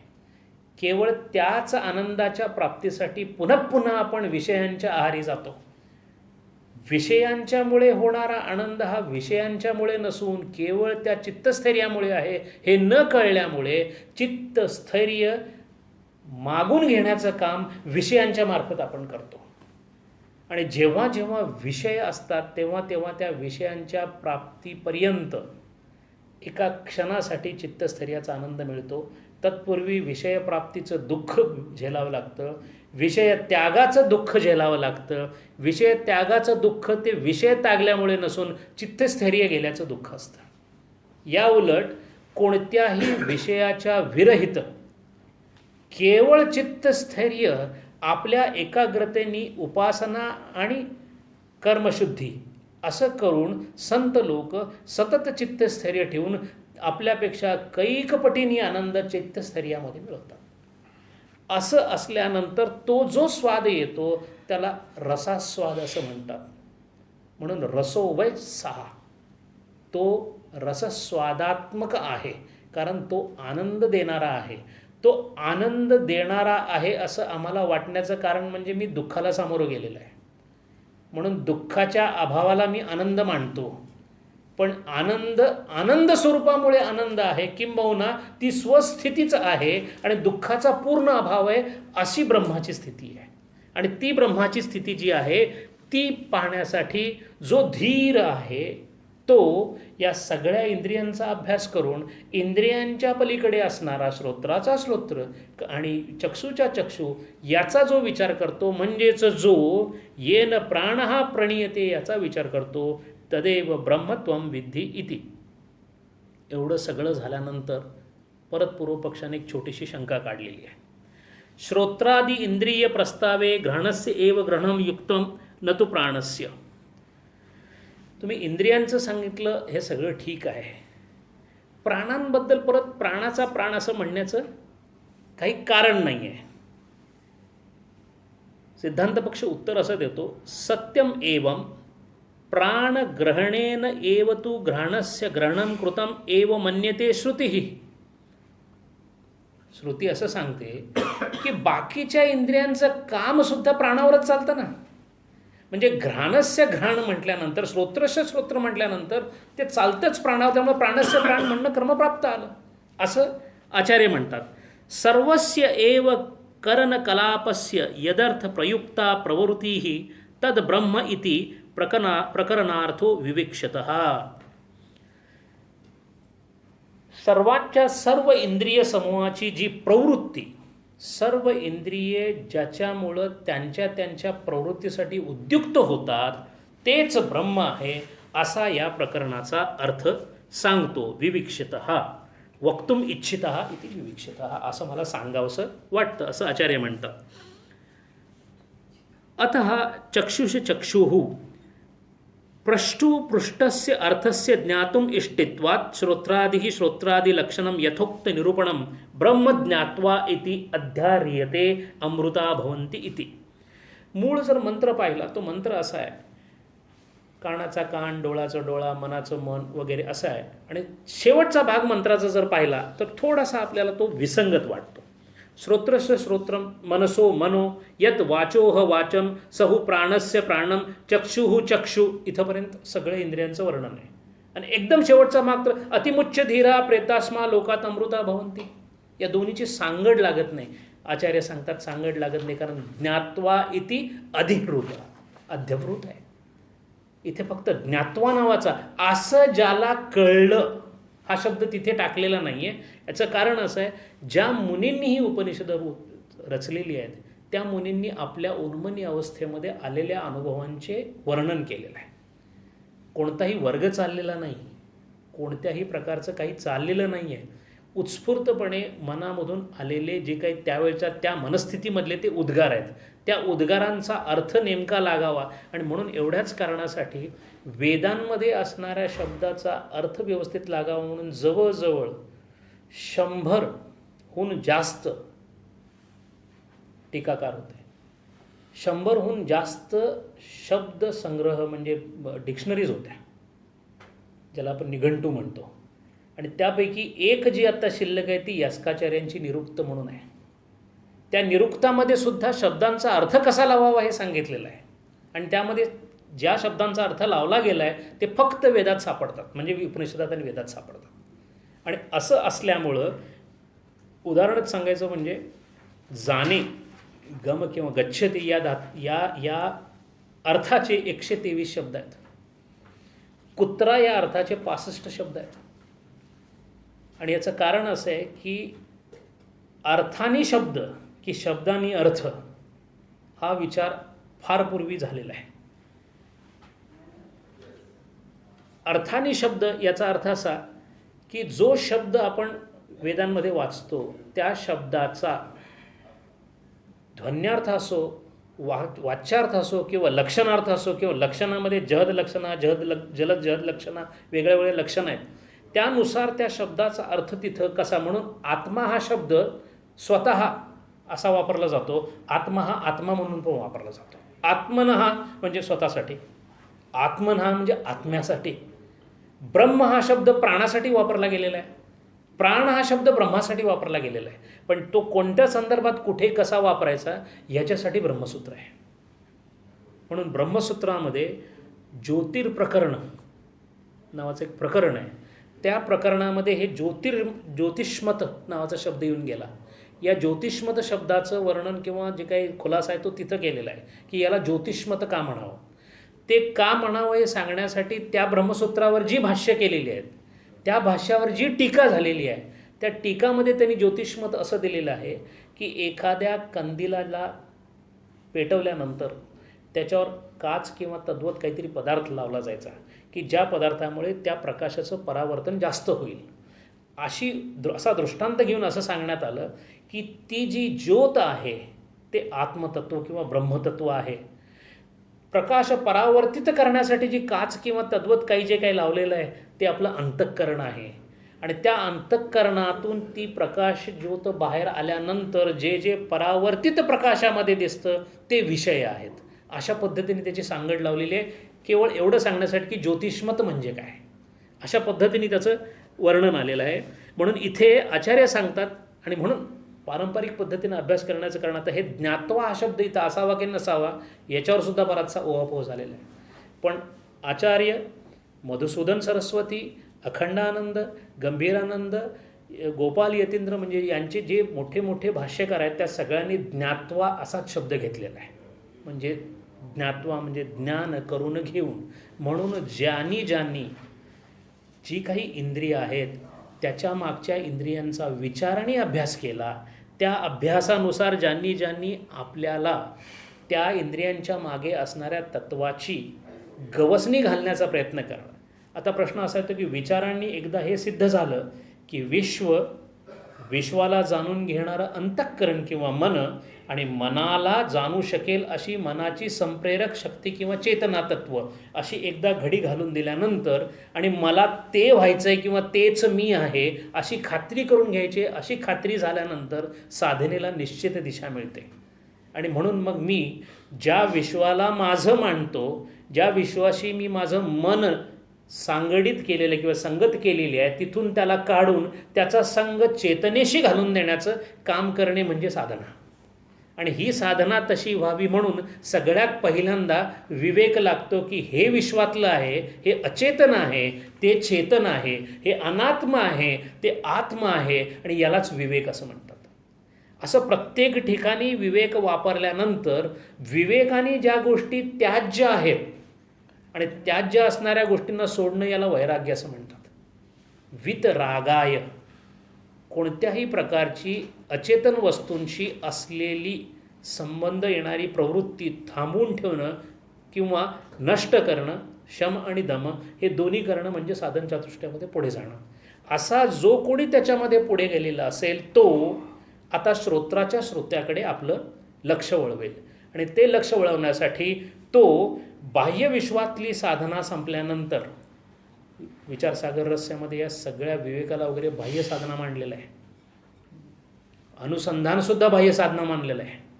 याचं कारण असं आहे की हे सगळं केल्यानंतर विश्वावर करायचं काम संपेल आणि मनावरचं काम चालू होईल.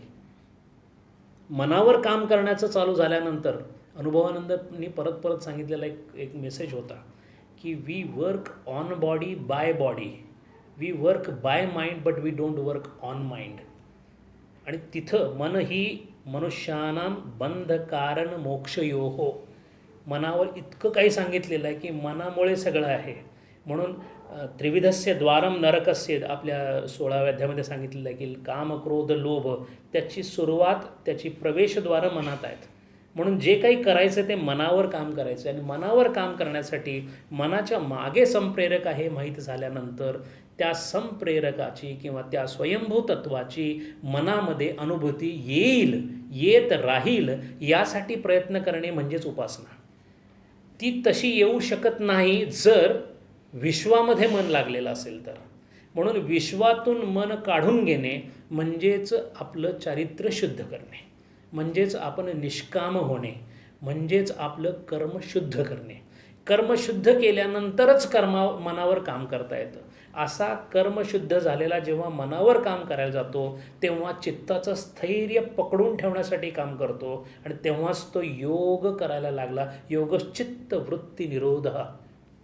असं झाल्यानंतर मग त्याच्याकडे ती साधन संपत्ती तयार होते की ज्याच्यामुळे तो मनाच्या मागे असणारी ती जी ताकद आहे ती ताकद तो स्वतः अनुभवू शकतो. अतः श्रोत्रादेः श्रोत्रादि लक्षणं ब्रह्मात्मे इति विदित्वा अतिमुच्य श्रोत्रादि आत्मभावं परित्यज्य ये श्रोत्रादि आत्मभाव परित्यजन्ति ते धीराः धीमन्तः न हि विशिष्ट धीमत्वम अंतरेश श्रोत्रादि आत्मभावः शक्यः परित्युक्तम. श्रोत्रादींचं जे श्रोत्र लक्षण आहे ब्रह्म म्हणजेच आत्मा असे जाणून अत्यंत विमोचन करून, अत्यंत विमोचन म्हणजे त्यागाची असीम अवस्था आहे. जे मला माझं वाटतं ते सोडणं हा लौकिक त्याग आहे. जे मला माझं वाटतं ते सोडणं हा लौकिक त्याग आहे, मला सोडून देणं हा अलौकिक त्याग आहे. जे मला माझं वाटतं ते सोडून देणं हा लौकिक त्याग आहे, मला सोडून देणं म्हणजे अहंभाव सोडून देणं हा अलौकिक त्याग आहे. अशा अलौकिक त्यागाला अतिमुच्य असं म्हटलेलं आहे. असा जो आहे आत्मभावम परित्यज्य, जे श्रोत्रादी आत्मभाव परित्याग करतात ते धीर पुरुष, ज्या धीमत्वाच्या अभावात श्रोत्रादीचा आत्मभाव शक्य आहे ते त्याग करून प्रेत्य असणाऱ्या गोष्टीपासून, प्रेतवत असणाऱ्या गोष्टीपासून, आणि प्रेतवत कोणत्या गोष्टी ते सांगताना आचार्यांनी फार धाडसे विधान केलेलं आहे. प्रेत व्यावृत अस्मात् लोकात पुत्र मित्र कलत्र बंधुषु मम अहंभाव, एवढ्या गोष्टी प्रेतात जमा होतात. पुत्र, आणि म्हणून तुकाराम महाराजांनी सांगितले, हो का पुत्र पत्नी बंधू त्याचा तोडावा संबंधू. दुस्वास सांगितलेला नाही, पण त्याचा तोडावा संबंध म्हणजे इतक्या ती जी ममत्व आहे ते ममत्व अहंकारापोटी आहे. म्हणून व्यवहारामध्ये जरी कसंही दिसत असेल तरी आध्यात्मिक दृष्टीने त्या ग्रहस्थाची त्याच्याशी, त्याच्या नातेवाईकांशी किंवा कोणत्याही वस्तूशी असणारे संबंध, कारण त्याचा संबंध त्या व्यक्तीशीच नव्हे तर सगळ्याच व्यक्तींच्या चेतनेशी त्याचा संबंध आहेच. पण चेतनेच्या ऐवजी केवळ अविच्छिन्न झालेल्या एखाद्या शरीराबद्दल जर आपल्याला प्रेम वाटत असेल, आपल्या किंवा आणखीन कोणाच्या, तर ते प्रेतवत आहे.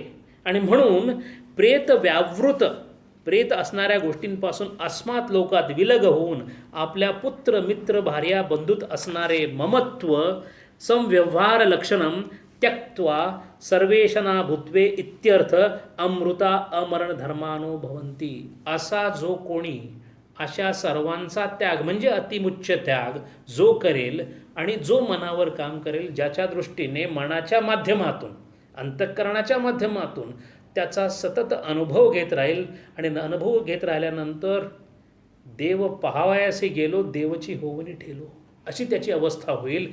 अशी ही प्रक्रिया आहे. न कर्मना न प्रजया धनेन त्यागेन एके अमृत्वम आनश्वुः. आपण कठोपनिषद हे पाहिलेलं आहे. कठोपनिषद असं सांगतं, न कर्मना, कोणत्याही प्रकारचं कर्म करून, चांगलं वाईट कसलंही कर्म करून ब्रह्मत्वाची प्राप्ती नाही.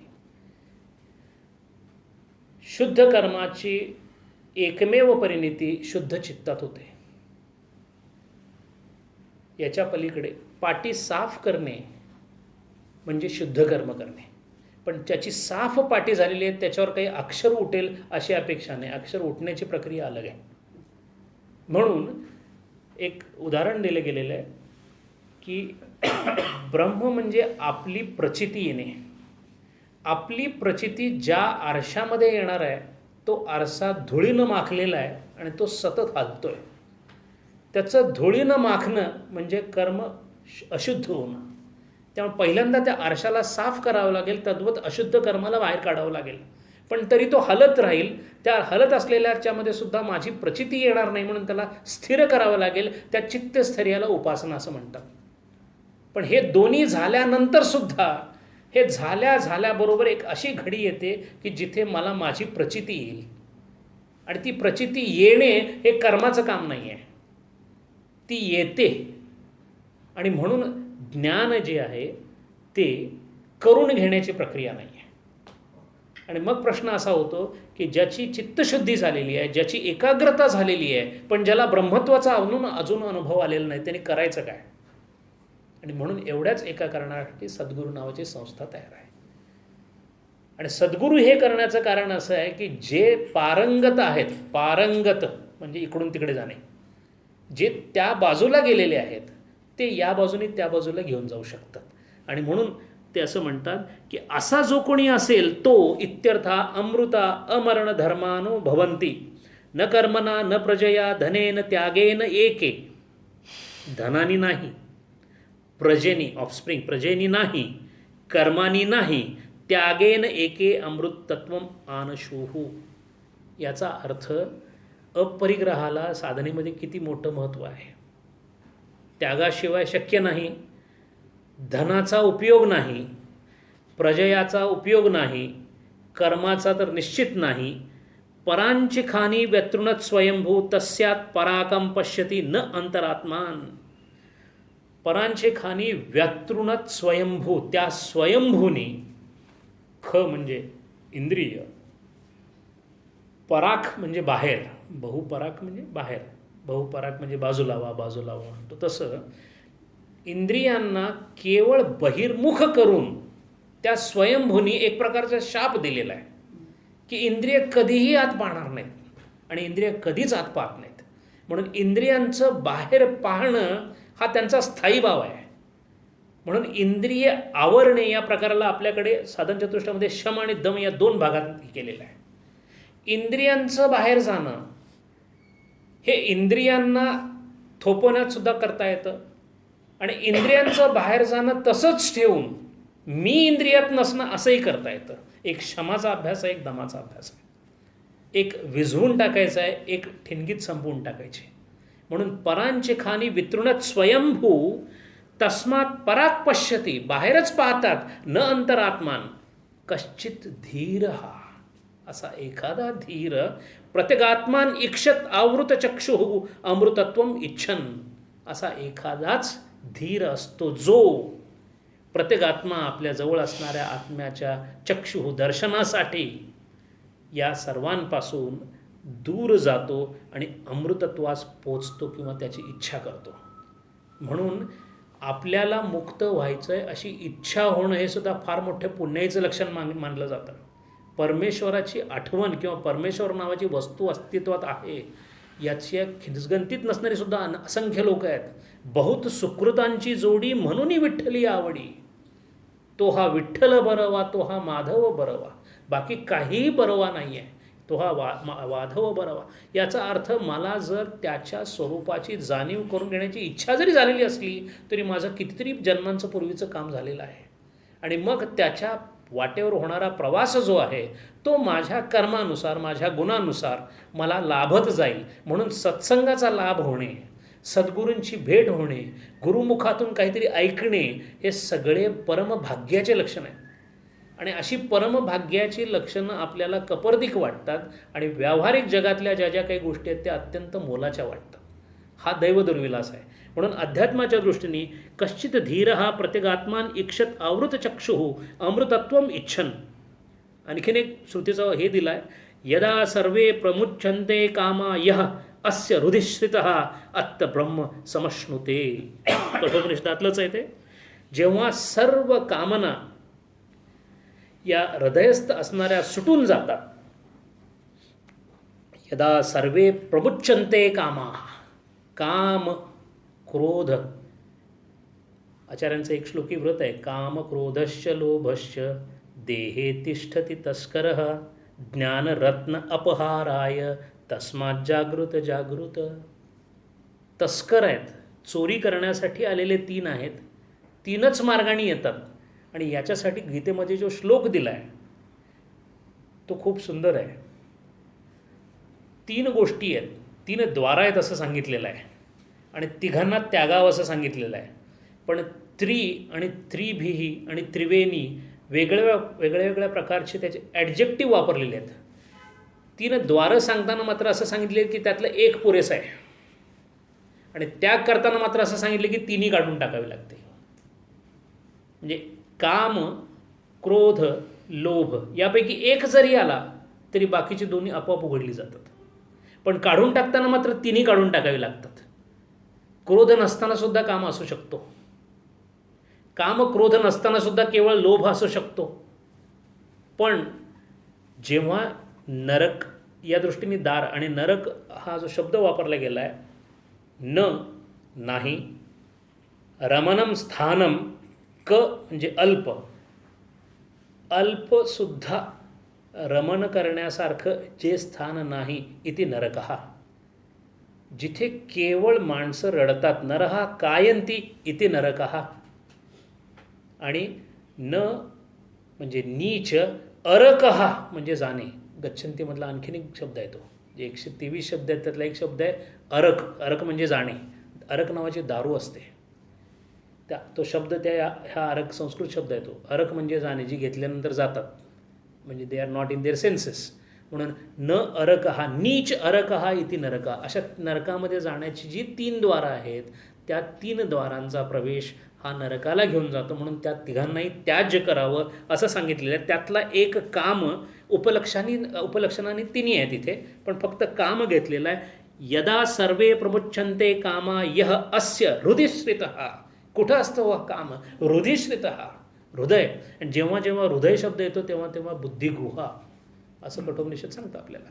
बुद्धीमध्ये स्थित असणारा काम जो सोडून देतो, चाह मिटी चिंता मिटी मनवा बेपरवाह, जिनको कछु नहीं चाहिए वही शहनशाह. कबीर महाराज म्हणतात, ज्याला काहीही नको आहे त्याच्यासारखा अनभिषिक्त सम्राट कोणीही नाही आहे. म्हणून अत्र ब्रह्म समश्नुते इत्यादी श्रुतिभ्यः. अथवा अतिम उच्चेत अनेन एव ईशना त्यागस्य सिद्धत्वात् अस्मात् लोकात् प्रेत्य अस्मात् शरीरात अपेत्य मृत्य इत्यर्थः. अथवा अतिमुच्च या शब्दाने इच्छा तागत्वाची सिद्धी होते. अस्मात् लोकात प्रेत्य याचा अर्थ या शरीरापासून अलग होऊन मृत पाहून अमरत्व येते असा त्याचा अर्थ आहे. याचा अर्थ असा, जो अशा प्रकारचा स्वतःच्या अहंतेचा सुद्धा अतिउच्च त्याग करतो आणि जो डोळ्याचा डोळा किंवा प्राणाचा प्राण याचा विचार करून त्या ब्रह्मावर, त्या ब्रह्मप्राप्तीसाठी प्रयत्न करतो, असा त्यांनी प्रयत्न केल्यामुळे जे काही इंद्रिय आणि मन अशा जडापर्यंत जे जे काही आहे ते सर्व त्याच्या दृष्टीने प्रेत झालेलं असतं, मृतवत झालेलं असतं. म्हणून असं म्हणतात की संतांचा माझे मरण पाहिले म्या डोळा, याचा हा अर्थ आहे. जिवंत असताना मरणे.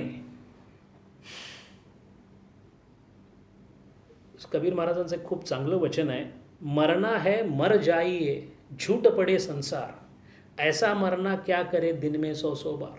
आपलं मरण ह्या पद्धतीचं आहे, दर क्षणाला आपण मरत असतो. आणि त्यांचं मरण जे आहे ते मात्र वेगळ्या पद्धतीचं आहे. कब मरू कब पाहू पूर्ण परमानंद, ज्या मरणे से जग डरे मेरे मन आनंद. कब मरू कब पाहू पूर्ण परमानंद. आता ते मरण्याची अपेक्षा जे करतात ते या मरण्याची अपेक्षा करतात.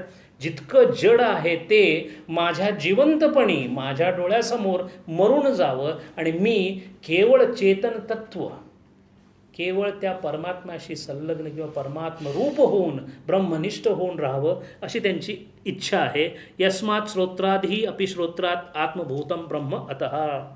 ब्रह्मसुद्धा श्रोत्रादींचे सुद्धा श्रोत्ररूप आहे. म्हणून हा जो मंत्र आहे या मंत्रामध्ये संपूर्ण विश्लेषण आचार्यांनी फक्त डोळ्याचा डोळा असं का म्हटलं एवढं सांगण्यासाठी केलेलं आहे. इथे 2 नंबरचा मंत्र संपतो. पुढच्या वेळेला 3 नंबरचा मंत्र पाहू. हरि ओम. पूर्णमद पूर्णमिदं पूर्णात् पूर्णमुदच्यते पूर्णस्य पूर्णमादाय पूर्णमेवावशिष्यते. ओम शांति शांति शांति.